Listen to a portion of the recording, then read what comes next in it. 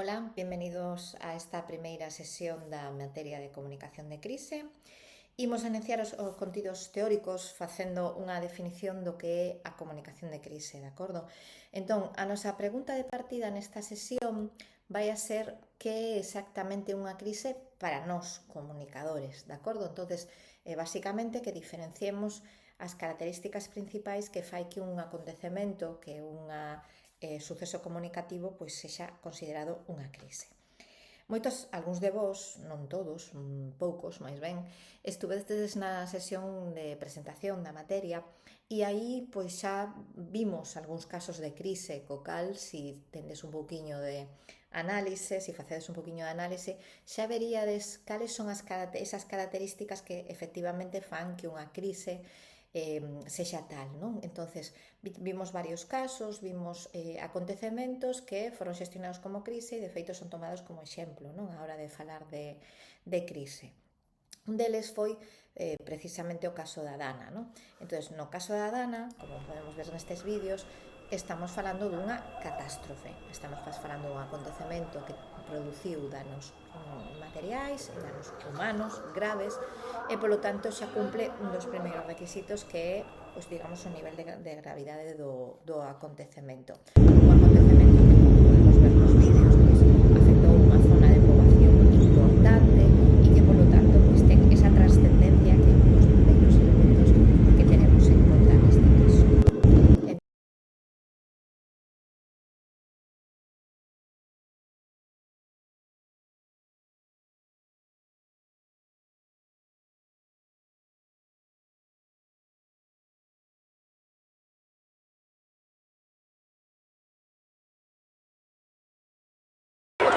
Por ustedes no es, no por ustedes, señora.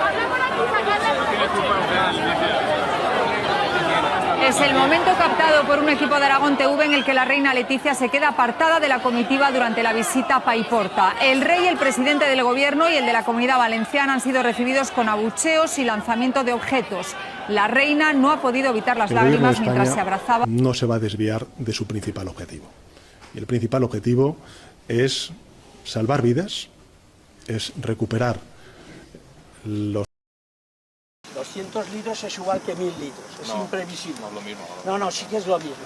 Pero el no avisar a la gente fue de vergüenza. Mi hija no murió de puro milagro, porque les dije yo, no vayas a trabajar. Pero si hubiera llegado antes la alarma... Por ustedes no.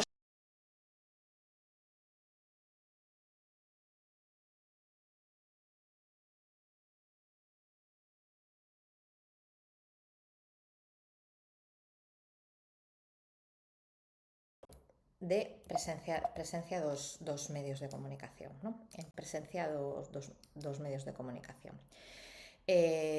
Tanto é así que, de feito, incluso ese fluxo de comunicación produciu que se urdiran bulos, que se urdiran desinformación, é dicir, vemos un caso na que a comunicación se complexiza, se volve bastante difícil de xestionar, de acordo? Entonces, é un exemplo do que sería unha crise que hai que xestionar comunicativamente.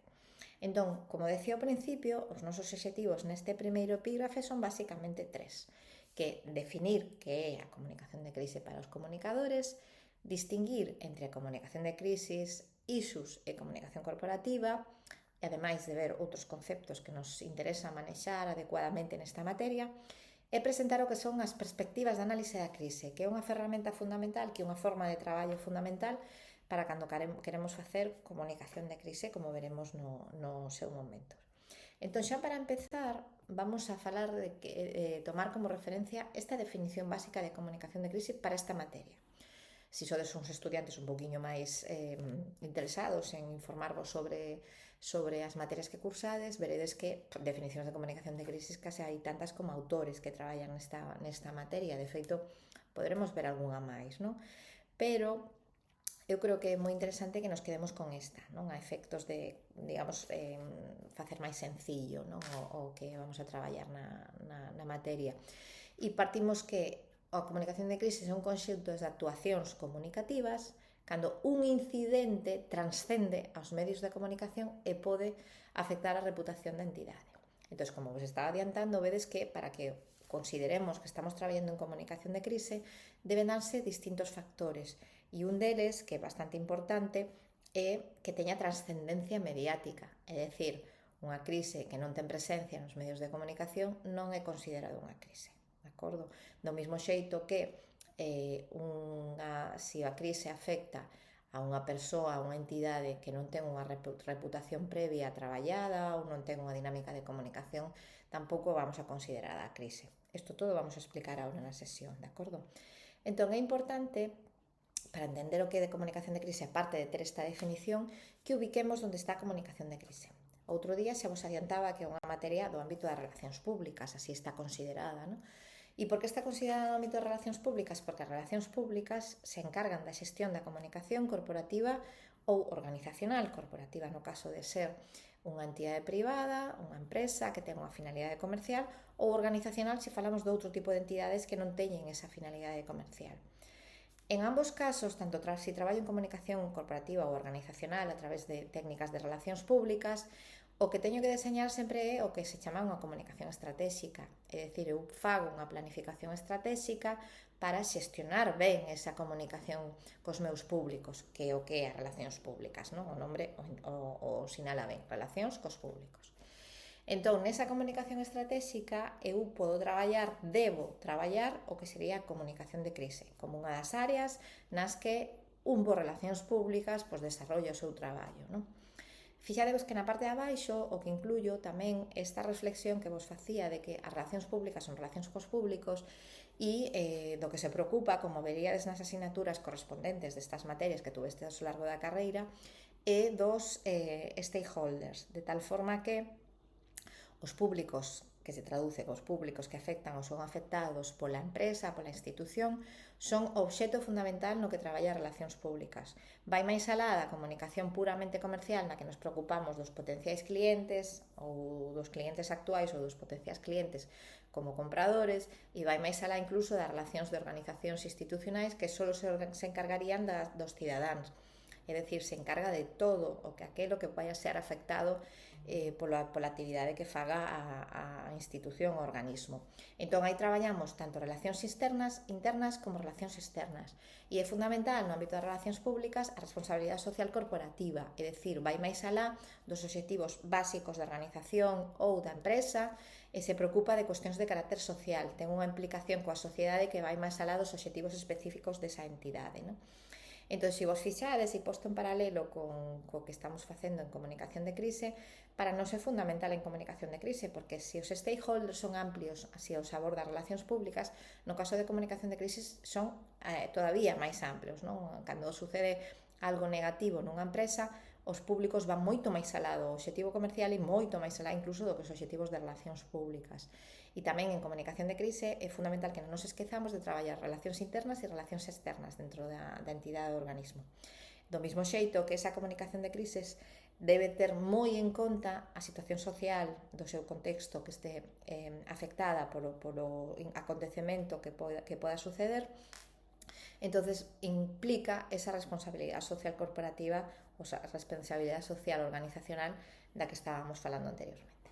Isto é o cuadro teórico de como está a comunicación de crise como disciplina de relacións públicas. Como xa dixemos en clase, eso non evita que utilicemos calquer tipo de recurso comunicativo cando se trata de facer fronte a unha crise, de acordo? Non só é utilizar as relacións públicas no sentido máis estricto, sino que nos podemos valer dos recursos da publicidade e dos recursos da comunicación visual e de outras disciplinas para traballar este tema. Unha das cousas que tamén vos decía ao principio que é moi importante que diferenciemos comunicación de crise ou crise de outros conceptos que están relacionados. O fundamental é que temos unha diferencia moi marcada a nivel teórico e a nivel práctico, como están traballando as empresas, entre risco e crise, de acordo? De tal xeito que ese risco é un problema potencial que se pode convertir nunha crise, e a crise é un incidente en marcha ou xa sucedido que hai que respostar ou dar solución. Son como dous niveles dentro do que pode suceder nunha organización neste ámbito. Claro, diferenciamos entre ese risco, que sería pois que un cliente faga un comentario malo da miña empresa, da miña marca, hasta aí é un risco, é algo que se pode converter nun problema. Se eu lle dou unha boa resposta, non debería ir máis alá, pero se eu lle dou unha mala resposta ou unha resposta insatisfactoria para a persoa que fixo o comentario, pode acabar convertíndose nunha crise para min, ¿no? Con esa trascendencia mediática, con ese impacto posible na miña reputación, de acordo? Entonces, de aí nace un concepto moi importante que é o de issue, que se puxo moi de moda últimamente de forma coloquial, que issue é a palabra inglesa para problema potencial, un asunto que hai que ter en conta e que se pode convertir nun problema se non o xestionamos, non o xestionamos mal, ¿no? A traducción literal de issue é asunto, pero realmente se utiliza con ese sentido, con un risco potencial que se pode convertir nun problema, unha alerta que se pode convertir nun problema. E isto enlaza con algo que se leva traballando décadas na comunicación de crise, que é o issues management, vale?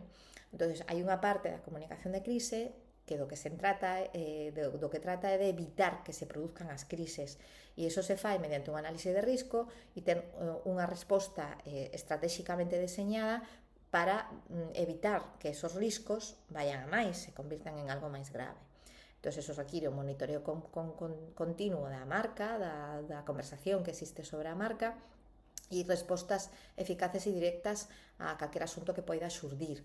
O issues management é unha parte fundamental, como digo, da comunicación de crise, e se traballa dentro dos plans de crises das empresas, de tal forma que se evite chegar a ter que facer o que máis vamos a facer esta materia, que son as respostas ás crises, non? As actuacións xa, os plans que requiren actuacións directas sobre crises. Entonces, o issues management é esta parte da disciplina e é moi importante.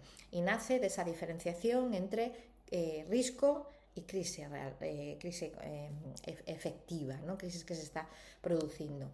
A parte disto, como decía, é moi importante que teñamos en conta outros conceptos que vamos a ter que utilizar, que están traballados noutras materias, non? Isto é moi importante e vos lo dixen na primeira sesión. A xestión da comunicación de crisis está en cuarto curso porque, obviamente, aquí se trata de facer uso de cousas que xa estudiachedes na carreira e aplicalas a un contexto moi determinado como é a xestión de riscos ou a xestión de crise, de acordo? Entón, unha cousa que aparecía na definición era que se consideraba a crise cando podía afectar a reputación da marca, non? A reputación é a avaliación global e sostida dos públicos, sostida me refiero ao largo do tempo, sobre o comportamento dunha organización. Como organización, pública, privada, ao largo do tempo vas comunicando e vas creando esa reputación, esa imaxe que teñen os públicos de ti. Esa reputación, se a traballaches ben, obviamente todas as marcas pues, teñen unha reputación medianamente positiva, ¿no? Entón, o problema é que a crise pode poñer en risco esa reputación, esa boa imaxe que tes traballado ao largo do tempo, e iso é un problema porque esa reputación é da que depende a túa relación cos públicos, ¿no? Hai outro factor que tamén dixemos, que é o feito de que a crisis ten que ter trascendencia mediática. É dicir, se a miña marca ten certa notoriedade, que é un concepto de carácter técnico que utilizamos especialmente en publicidade, todo o que faga esa marca, positivo ou negativo, ten repercusión nos medios en sentido amplio, se fala dela. Ten relevancia, que é outro concepto que tamén temos que ter en conta. Entón, se ten notoriedade e relevancia, calquera suceso que se produzca en torno á marca vai a ser, si cabe, todavía máis importante. Entón, é aí onde hai máis posibilidades de que se produzcan crises en marcas con maior índice de notoriedade que non en aquelas que teñen menos índice de notoriedade. Isto non quere decir que me interesa non tener notoriedade porque se pasa unha crisis pasa desapercibida, para nada, sino que a notoriedade é algo do que dependen, como sabemos en publicidade, as miñas ventas incluso, non? A miña relación cos públicos e a miña capacidade de conectar con eles. Entón, temos que ter ese índice de notoriedade, pero ser conscientes de que ese índice de notoriedades nos supón estar máis expostos, ser máis relevantes para os públicos, non? Logo mencionamos tamén a RSC, a Responsabilidade Social Corporativa, que basicamente é integrar os criterios sociales e ambientais na xestión da relación cos stakeholders, non? Entón, é moi importante porque Normalmente, a gran parte das crises, como veremos especialmente nos últimos anos, proceden de non ser coidadosos coa responsabilidade social corporativa. É dicir, se unha empresa fai mal algo que, desde o punto de vista da responsabilidade social corporativa, teria que estar facendo ben, pois prodúcense crises, porque os cidadáns son bastante máis críticos e teñen claro que as empresas deben ser socialmente responsables. Entonces, a RSC é algo que hai que ter moi traballado como barreira de defensa contra as crisis, como barreira de relación cos públicos positiva, non? Como esa relación que se establece entre a marca e os públicos que fai que estes públicos pois sexan bons receptores, non? Do que comunica a marca. E logo hai outro concepto tamén moi importante que son os recursos intangibles, algo que tamén traballamos en publicidade, pero que é moi importante en comunicación de crise porque tedes que ter en conta que na maior parte das crises, como tamén veremos, e falamos ahora da catástrofe da Dana, pero podemos falar do accidente do Albia ou outras catástrofes, especialmente en catástrofes bastante grandes que xestionan as organizacións, normalmente a queixa dos públicos ou a crise é máis provocada pola incorrecta xestión da parte intangible das relacións cos públicos. Non é tanto as solucións materiais, a aportación de diñeiro que pode haber ou demais, que tamén hai que facer, que tamén hai que xestionar a parte técnica desas crises, senón ao feito de ter capacidade de que os valores intangibles que hai entre a marca e os públicos, entre as institucións e os cidadáns, estén ben atendidos, ok? Entonces, tamén é moi importante que teñades ese concepto claro. Para que intentedes visualizar estos conceptos que eu definín así un pouco por encima, intentei buscar algúns exemplos, porque tedes que ter en conta que estos conceptos son conceptos técnicos que se traballan, que se teñen en conta a hora de xestionar as marcas. E, por exemplo, o tema da reputación, hai un índice reputacional que se chama RepTrack, que se fai todos os anos e que basicamente o que nos dá é o puntaxe que teñen as marcas con respecto á imaxe que teñen os públicos delas. Moitas veces ese índice non é tanto porque sea mega positivo, sino porque non hai opinións en contra desa marca e non hai críticas en contra desa marca. Un bo exemplo é Inditex, é unha marca que pasa desapercibida porque non é a que se traballa a nivel comercial, son as marcas pequenas, son as marcas da corporación as que se traballan, pero como institución Inditex ten unha reputación positiva, entón ten que ser especialmente cuidadosa porque todo o que sale de Inditex é notorio, non? Iberdrola é outra marca que está traballando nesa reputación positiva e o traballa, pois neste caso, pois desde a perspectiva das, por exemplo, está traballando moito no deporte feminino, non? Fai unha responsabilidade social corporativa que fai que teña unha reputación positiva a pesares de ser unha empresa dun sector moi complexo como é o das enerxéticas, non? En canto a notoriedade, pois un exemplo moi fácil, unha institución como a Cruz Roja Española, que é unha institución que ten unha finalidade social, todo o que sucede en torno a ela vai a ter notoriedade para o positivo e o negativo. E eu traio de exemplo porque casos de crisis vinculados con ONGs e con empresas que se supón que teñen unha función social temos bastantes. Por qué? Porque cousas que, son un pouco así, pero cousas que probablemente noutra empresa estén sucedendo non se consideran tan graves como no caso de Cruz Roja Española coa súa notoriedade e a súa responsabilidade social determinada. Marcas relevantes, pois poño un exemplo Lego, pero non o poño por casualidade, porque tamén ten un índice de relevancia, que é algo que tamén se mide, moi elevado. É unha marca pois que obviamente ten unha tradición, unha historia, unha visibilidade, unha relación con públicos, en este caso con nenos, que sempre ten maior importancia. Entón, todo o que fai Lego e todo o que Lego comunica vai a ter relevancia. E do mesmo xeito, se sucede algo negativo con esta marca, tamén. Responsabilidade social corporativa, hai marcas que incluso fixeron da responsabilidade social corporativa a súa identidade, como pode ser Patagonia, non?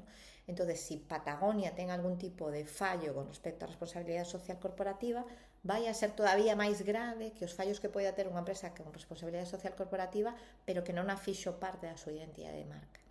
E como recursos intangibles, pois está o caso da ONCE, non? Que a súa comunicación vai máis alá do comercial, da venta de cupóns ou de outro tipo de actividades, sino que a ONCE transmite valores intangibles que a sociedade ten moi interiorizados. Entón, se a ONCE actúa con respecto aos valores, pois vai a ter, digamos, esa vía de conexión un poquinho máis fácil cos públicos, non? Por poñer un exemplo de cada un deles. Insisto, conxunto de actuacións comunicativas cando un incidente transcende os medios e pode afectar a reputación da entidade. Entón, unha crise ten que cumplir eses dous criterios importantes, no? Que ten que ter presencia mediática e ten que poñer en risco a reputación da entidade, ok? Desgraciadamente, as crises son moi frecuentes. E, desgraciadamente, as crises empezan por pequenos issues que non son ben xestionados, de acordo? Entón, isto require que nós, como expertos en comunicación de crise, actuemos para paliar os danos que se poidan producir e evitar que a reputación salga afectada, non? Entón, esa trascendencia, como acabamos de ver, supón que esa marca é relevante, notoria. Esa reputación ten que ter unha imaxe positiva previa, ok? Se eu xa parto dunha reputación mala, pois a crise o único que vai a facer é afundirme todavía máis, tampouco é moito máis complicado. E só en precisarse para xestionar todo isto recursos intangibles. Bueno, aparte de recursos materiais, por suposto, pero ollo cos recursos intangibles nesas relacións cos públicos. Entón, como segunda parte disto, como indicaba ao principio, un dos obxectivos desta primeira clase é que xa introduzcamos, aínda que vamos a traballalas moito, o que se chaman as perspectivas de análisis das crises en comunicación. Por qué? Porque unha das cousas que tendes que aprender a xestionar é enfrontarvos a esas crises cando se producen, cando xa non houve a solución e ese isus se convertiu nunha crise. Decimos que esa crise estallou, non? Que estourou. Entón, basicamente, este é un modelo que se utiliza de forma tradicional desde fai moitas décadas na xestión da comunicación. É un modelo moi académico, pero tamén se utiliza no sector profesional, que basicamente vos dice que teñades a cabeza un pouco fría cando vos enfrentedes a unha crise e analicedes destes tres puntos de vista.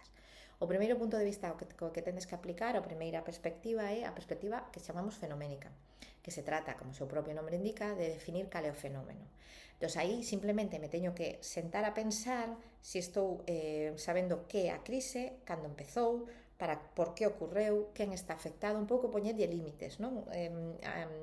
Digamos, acotar o suceso ao que me estou enfrentando. Parece unha cousa banal, pero moitas veces é o primeiro paso que temos que dar antes de que volvamos a cabeza un pouco loca, sobre todo non somos os de comunicación, temos que darlle forma a isto, e se os directivos están un pouco máis perdidos, eu teria que ser capaz de aportar esta perspectiva fenoménica. Unha vez que teño esa perspectiva fenoménica, existe o que se chama perspectiva taxonómica. Isto que é? Pois isto é que, por sorte ou por desgracia, como vos decía, a comunicación de crise se traballa moito con casos de crise. Entón, do que levamos facendo dende hai décadas de que exista a disciplina é que tomamos como referencia os casos de crise para o bueno e para o malo, para saber as cousas que podemos facer e as cousas que funcionan e as cousas que non funcionan. Isto nos fixo ter unhas categorías de crise que vos pasarei, que teredes a documentación, distintos manuais fan distintas categorías de crise, e isto me permite que unha vez que eu teño o fenómeno definido na perspectiva inicial, o seguinte é categorizalo e decir que tipo de crise, a que tipo de crise me estou enfrentando. Saber que tipo de crise me estou enfrentando permite que definamos pois un pouco como se fixo en crises semellantes e podamos ter exemplos e podamos ter recursos que podamos ver de outros casos, de acordo? Entón, por eso, primeiro, perspectiva fenoménica para saber a que me enfrento, taxonómica para ver exemplos, categorías nas que podo tomar referencias e logo, finalmente, o que sería a perspectiva secuencial, que, como o seu propio nome tamén indica, pretende marcar a secuencia da crise. O ideal é que esa perspectiva secuencial a marquemos nós e podamos levar un ritmo de traballo para chegar a ese fin da crise, pero na maior parte dos casos a perspectiva secuencial suele estar marcada pola propia atención dos medios de comunicación e dos públicos, non? Entón, vinculamos moitísimo esa perspectiva secuencial a ver como están os medios de comunicación, como están os públicos falando dese acontecemento. Tamén na perspectiva secuencial, como veremos, hai moitos modelos, vale? Pero, por poñer un exemplo, pois podemos ter o que sería un modelo básico, que como funciona unha crise. Primeiro detecto as sinais, logo me preparo, intento conter danos, me recupero e aprendo do que fixen. Fixadevos que hai unha fase na segunda que fala de preparación e prevención, porque, como vos decía, se detecto as sinais, teño marxe, se as detecto con tempo, de que só sexa un issue que teño que xestionar para evitar pasar a seguinte fase. Entonces, detecto sinais e fago prevención para evitar o seguinte. Pero se non consigo iso, que é moi común porque se traballa moi pouco niso managers nas empresas hoxe en día, pois ao final o que me queda é facer esa contención de danos e buscar esa recuperación da miña reputación, que non salga da nada, etc, etc. Desde o punto de vista profesional, isto nos leva ao que vamos a traballar na aula, que é que vamos a intentar interiorizar moito para se o día de mañá temos a sorte ou queremos traballar en empresas na parte de comunicación dunha empresa, que saibamos que hai unha parte que podo facer, que non todas as empresas lle dedican tempo, pero que é importante, que sería pois facer unha xestión de comunicación de crisis con anticipación, de acordo? Entón, se eu consigo ter o marxe de traballar con anticipación, eso me permitiría facer o que se chaman auditorías de crises, na que eu analizo os riscos potenciais que podo facer, podo crear ficheiros de crises con distintas crises que me poden suceder e un manual que me explique que teño que facer con cada unha desas crises. Nese manual o que vou a ter é un modelo de resposta para si efectivamente se me vai das mans e non podo controlar ese asunto e se convirte en crise.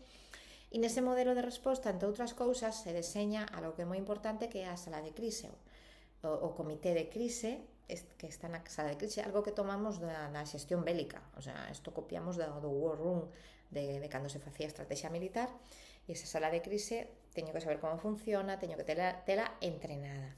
E dai veñen os exercicios de media training que se fan cos directivos das empresas para que sepan respostar no caso de que suceda unha crise e estén preparados para iso. Da mesma maneira, isto me permite ter moi controlados os medios e canles dos que dispoño no caso de que teña que comunicarme cos públicos. Todo isto que vendes nesta diapositiva vai a ser cousas que traballemos en clase, de acordo? Nas seguintes sesións. E por último, solo facer unha pequena alusión a que facemos moito, intento que non, pero facemos moitísima alusión á empresa, vale? Falamos moito da comunicación de crise na empresa, porque de feito os modelos iniciais de comunicación de crise que veñen de Estados Unidos, como casi todo en comunicación, pois estaban aplicados á empresa, pero non podemos perder de vista de que na comunicación institucional tamén se xestiona a comunicación de crise. De feito, no noso país temos centos de exemplos de crises as que se ven abocados os gobernos e que deben ser traballadas cos mesmos criterios que se traballa a comunicación de crise no ámbito privado, tendo en conta que unha crise para o ámbito institucional ten as mesmas características. Estamos falando de que ten trascendencia mediática, si cabe máis, porque o protagonista é o goberno ou institucións públicas de grande importancia, e en segundo lugar afecta a reputación. Unha reputación que en este caso non afecta ao concepto de ventas ou de funcionamento comercial da empresa, pero sí as relacións dese goberno, desa institución coa sociedade, de acordo?